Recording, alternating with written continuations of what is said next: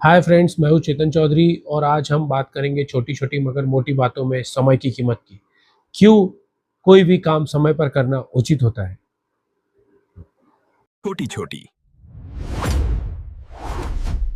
मगर मोटी बातें। ये कहानी है एक आलसी इंसान की जो एक राज्य में रहा करता था। वहाँ का राजा बहुत ही दयालु और मायालु था। वो अपनी प्रजा से बहुत प्रेम करता था और सभी प्रजा को अच्छे से ट्रीटमेंट दिया करता था। एक दिन वो राजा जब गांव की सैर कर रहा था, जब उसने ये इंसान को देखा। ये इंसान बैठा हुआ था और कुछ काम नहीं करता था। वो हमेशा ये नोटिस करता था कि ये हमेशा कुछ काम नहीं करता।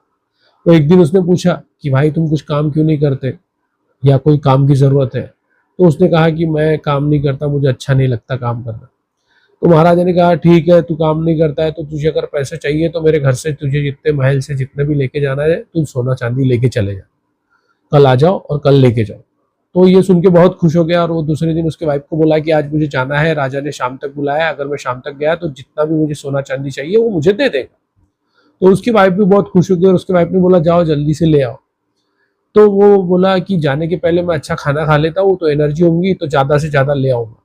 तो उसकी वाइफ ने उसे अच्छा खाना बना के दिया।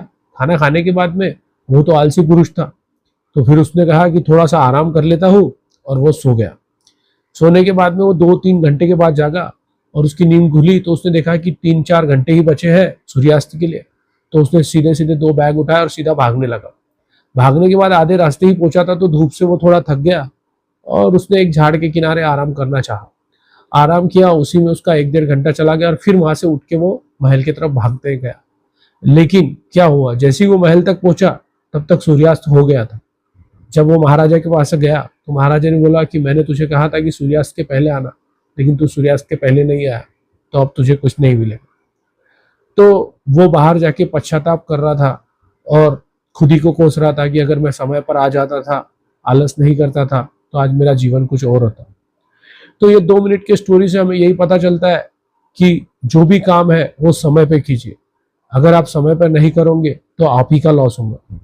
ये तो बात थी नॉर्मल स्टोरी, लेकिन आज अब आपकी खुद की जीविका में भी आज जो भी काम आप कल पे ढकेलना चाहते हो वो ढकेलना बंद कीजिए, क्योंकि कल कब आने वाला है वो किसी ने देखा। तो जो बुजुर्गों ने कहा है कल करे सो आज कर, आज करे सो अब, वह ऐसे ही नहीं कहा है।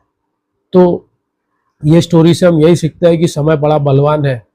तो जो काम आप कल पर ढकेलना चाहते हैं वो आज ही करिए, तो आपका जीवन बहुत सुखरूप बनेगा। ये स्टोरी अगर आपको अच्छी लगी है तो लाइक कीजिए और कमेंट में हरे कृष्णा लिखिए। हरे कृष्णा, जय श्री राम।